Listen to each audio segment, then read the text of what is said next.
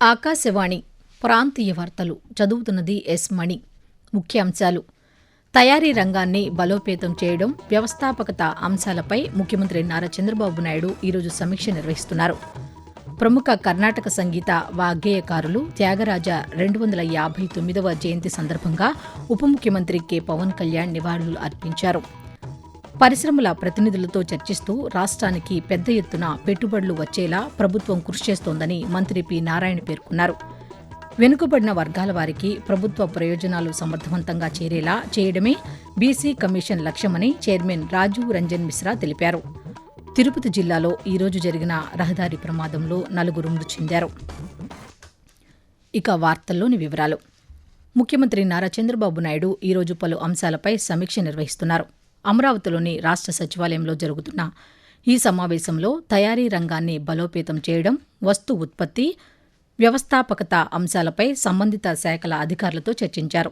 కేంద్ర ప్రభుత్వ కార్యక్రమం భారత్ ఔద్యోగిక్ వికాస్ యోజన పథకం కింద పారిశ్రామిక పార్కుల అభివృద్దిపైన చర్చించారు. అలాగే 2026-27లో ఏర్పాటు కానున్న రేర్ ఎర్త్ మినరల్ పార్కు, తూర్పు కోస్తా పారిశ్రామిక కారిడార్ల అభివృద్దిపై ముఖ్యమంత్రి పలు సూచనలు చేశారు.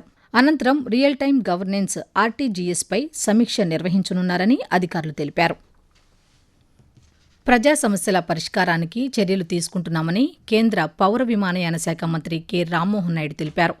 శ్రీకాకుళం జిల్లా సోంపేట మండలం ఎక్కువూరు గ్రామంలో శాసనసభ్యులు బెందాళం అశోక్తో కలిసి రచ్చబండ కార్యక్రమం నిన్న నిర్వహించారు. ఇందులో భాగంగా గ్రామ ప్రజలతో నేరుగా మాట్లాడి వారి సమస్యలను తెలుసుకున్నారు. అనంతరం పల్లెనిద్ర కార్యక్రమంలో పాల్గొని గ్రామంలోనే రాత్రి బస చేశారు. ఈ సందర్భంగా మత్స్యకారులతో సమావేశమై జీవనోపాధి, వసతులు, మౌలిక సదుపాయాలపై వారు ఎదుర్కొంటున్న ఇబ్బందులను సంబంధిత అధికారుల దృష్టికి తీసుకువెళ్లారు. ఈ సందర్భంగా కేంద్ర మంత్రి మాట్లాడుతూ ప్రజలకు అందుబాటులో ఉండి వారి సమస్యలను వెంటనే పరిష్కరించడం ప్రభుత్వ ప్రాధాన్యత అని తెలిపారు. ప్రముఖ కర్ణాటక సంగీత వాగ్గేయకారులు త్యాగరాజ 259వ జయంతి సందర్భంగా ఉప ముఖ్యమంత్రి కె. పవన్ కళ్యాణ్ నివాళులర్పించారు. ఈ మేరకు సామాజిక మాధ్యమం ఎక్స్ వేదికగా ఈరోజు ఆయన స్పందిస్తూ దేశ సాంస్కృతిక వైభవాన్ని సుసంపన్నం చేసిన గొప్ప సంగీత స్వరకర్త త్యాగయ్య అని పేర్కొన్నారు. త్యాగరాజు పూర్వీకుల జన్మస్థలమైన ఆంధ్రప్రదేశ్లో ఆయన వారసత్వాన్ని అంతే భక్తి శ్రద్ధలతో జరుపుకోవడం మన సాంస్కృతిక బాధ్యత అని వెల్లడించారు. సాంస్కృతిక శాఖ సమన్వయంతో త్యాగరాజ రచనలకు సంబంధించిన రాతప్రతులు, స్వరలిపి, అరుదైన రికార్డింగులు వంటి వాటిని డిజిటలైజ్ చేస్తామని పవన్ కళ్యాణ్ తెలిపారు. నెల్లూరు నగరంలోని దస్తగిరి సాహెబ్ కాలనీలో సీసీ రోడ్డు, డ్రైనేజీ నిర్మాణ పనులకు పురపాలక శాఖ మంత్రి పొంగూరు నారాయణ ఈరోజు శంకుస్థాపన చేశారు. ఈ సందర్భంగా మంత్రి మాట్లాడుతూ ప్రతి కాలనీకి మెరుగైన మౌలిక వస్తువులు అందించడమే ప్రభుత్వ లక్ష్యమని తెలిపారు. రోడ్లు, డ్రైనేజీ వంటి ప్రాథమిక సదుపాయాల అభివృద్దితో ప్రజల జీవన ప్రమాణాలు మెరుగుపడతాయని అన్నారు. పరిశ్రమల ప్రతినిధులతో చర్చిస్తూ రాష్ట్రానికి పెద్ద ఎత్తున పెట్టుబడులు వచ్చేలా ప్రభుత్వం కృషి చేస్తోందని మంత్రి తెలియజేస్తూ, రాష్ట్రం యొక్క ఆదాయం పెరగాలంటే ఇండస్ట్రీస్ రావాలి. 2025-26 సంవత్సరంలో ఈ 1 year లో భారతదేశానికి వచ్చిన మొత్తం ఇండస్ట్రీస్ లో 20% ఒక్క ఆంధ్రప్రదేశ్కి వచ్చినాయి. ఇవన్నీ వచ్చినప్పుడు ప్రొడక్షన్ ఎప్పుడైతే బయటకు వస్తుందో ఉద్యోగాలు వస్తాయి యువతకి. అదేవిధంగా ఎప్పుడైతే ప్రొడక్షన్ బయటకు వస్తుందో దాని మీద వచ్చే జీఎస్టీతో ప్రభుత్వ ఆదాయం పెరుగుతుంది. ప్రభుత్వ ఆదాయం పెరిగినప్పుడు అటు సంక్షేమ పథకాలు చేయగలం, అదేవిధంగా డెవలప్మెంట్ చేయగలం. ఇండస్ట్రీస్ రావాలంటే వాళ్ళకి కావాల్సిన రోడ్లు కానీ, డ్రైన్స్ కానీ, స్థలాలు కానీ, వాటర్ కానీ అన్ని సమకూరిస్తేనే జరగద్ది. దాని ఈరోజు గౌరవ ముఖ్యమంత్రి గారు చేస్తున్నారు. ఒమన్లో ఇబ్బందులు ఎదుర్కొన్న అన్నమయ్య జిల్లా వైలపాడు గ్రామానికి చెందిన షహ్నాజ్ను స్వదేశానికి తీసుకురావడంలో రాష్ట్ర ప్రభుత్వం అండగా నిలిచింది. గత ఏడాది నవంబర్లో ఉద్యోగం కోసం మస్కట్ వెళ్లిన షహ్నాజ్కు అక్కడి పరిస్థితులు అనుకూలంగా లేకపోవడంతో తిరిగి రావాలని నిర్ణయించుకుంది. అయితే అక్కడి ఏజెంట్లు నిరాకరించడంతో షహ్నాజ్ ఇబ్బందులు ఎదుర్కొంది. ఈ విషయంపై ఆమె భర్త అబూబాకర్ ఆంధ్రప్రదేశ్ ప్రవాస తెలుగు సంఘం ఏపీఎన్ఆర్టీ సొసైటీకి ఫిర్యాదు చేశారు. దీనిపై రాష్ట్ర ప్రభుత్వం స్పందించి షహ్నాజ్ను స్వదేశానికి తీసుకువచ్చేలా చర్యలు తీసుకుంది. దీనిపై ముఖ్యమంత్రి నారా చంద్రబాబు నాయుడు స్పందిస్తూ వలస కార్మికుల భద్రత, సంక్షేమానికి రాష్ట్ర ప్రభుత్వం కట్టుబడి ఉందని స్పష్టం చేశారు. ఈ అంశంలో చొరవ తీసుకున్న ఏపీఎన్ఆర్టీ సొసైటీని ముఖ్యమంత్రి అభినందించారు. ఆకాశవాణి ప్రాంతీయ వార్తలు వింటున్నారు. గ్రామాల్లో పరిశుభ్ర వాతావరణం నెలకొల్పేందుకు రాష్ట్ర ప్రభుత్వం చేపట్టిన మ్యాజిక్ డ్రైన్లు ఒక వినూత్న కార్యక్రమమని బ్యాడ్మింటన్ క్రీడాకారిణి పీవీ సింధు కొనియాడారు. ఈ మేరకు సామాజిక మాధ్యమం ఎక్స్ వేదికగా ఆమె ఒక వీడియో సందేశంలో మాట్లాడారు. మురుగు కాలువల సమస్య పరిష్కారానికి మ్యాజిక్ డ్రైన్లు అనే వినూత్న కార్యక్రమానికి ఉప ముఖ్యమంత్రి కె పవన్ కళ్యాణ్ శ్రీకారం చుట్టారని తెలిపారు. ఈ మ్యాజిక్ డ్రైనేజీ వ్యవస్థ కారణంగా నీరు వడపోతకు గురై భూగర్భ జలాలు మెరుగుపడతాయని సింధు తెలియజేస్తూ, మ్యాజిక్ డ్రైన్స్ అని కూడా ఒక ఇనిషియేటివ్ తెచ్చారు. విలేజెస్లో చాలామంది ప్రాబ్లమ్స్లో ఉంటున్నారు. దేనివల్ల అంటే డ్రైనేజ్ సిస్టమ్ వల్ల, లేకపోతే అది బాగోకపోవడం వల్ల ఎన్నో హెల్త్ ప్రాబ్లమ్స్ వస్తున్నాయని చెప్పడం జరిగింది. అలాంటి టైంలో ఈ మ్యాజిక్ డ్రైన్స్ అన్నది ఒక ఇనిషియేటివ్, ఇన్నోవేటివ్ కాన్సెప్ట్తో మన డిప్యూటీ సీఎం గారు లాంచ్ చేయడం జరిగింది. బేసికలీ ఆ వేస్ట్ వాటర్ని రీఛార్జ్ చేయడం జరుగుతుంది. సో దానివల్ల ఏమవుతుందంటే మనకి ఆ స్మెల్ రావడం కానీ, లేకపోతే బయటికి ఓవర్ఫ్లో అవ్వడం కానీ వాటర్ అవన్నీ తగ్గుతాయి.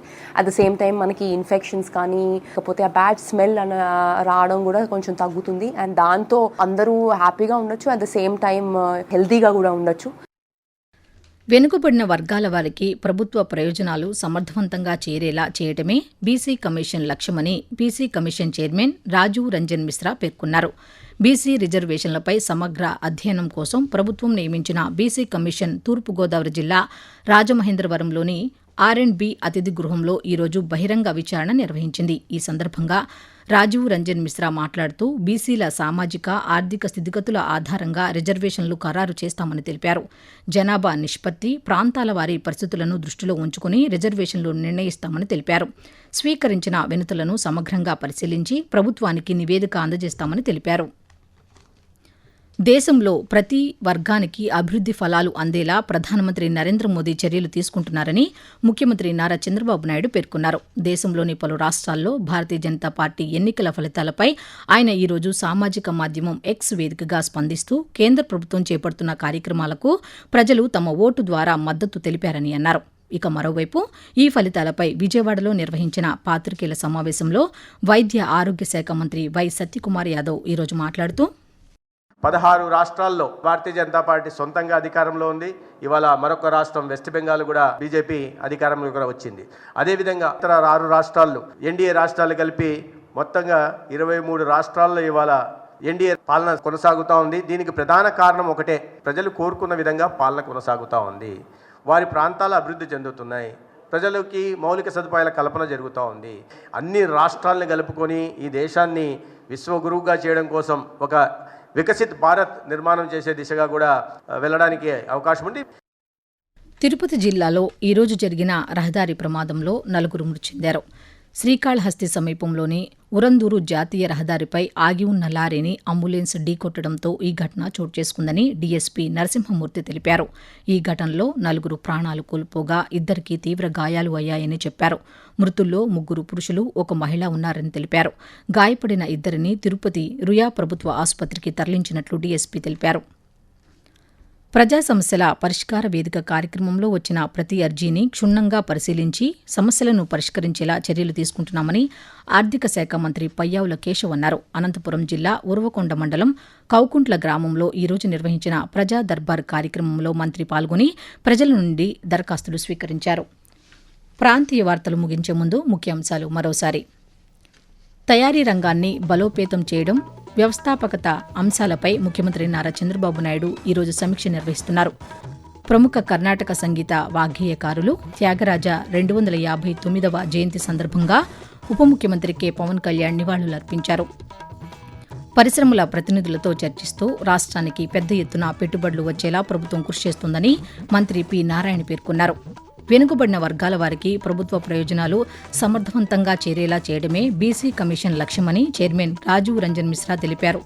తిరుపతి జిల్లాలో ఈరోజు జరిగిన రహదారి ప్రమాదంలో 4 మృతి చెందారు. ఆకాశవాణి ప్రాంతీయ వార్తలు ఇంతటితో సమాప్తం. తిరిగి సాయంత్రం 6 గంటల 10 నిమిషాలకు విశాఖపట్నం కేంద్రం నుంచి ప్రాంతీయ వార్తలు వింటారు.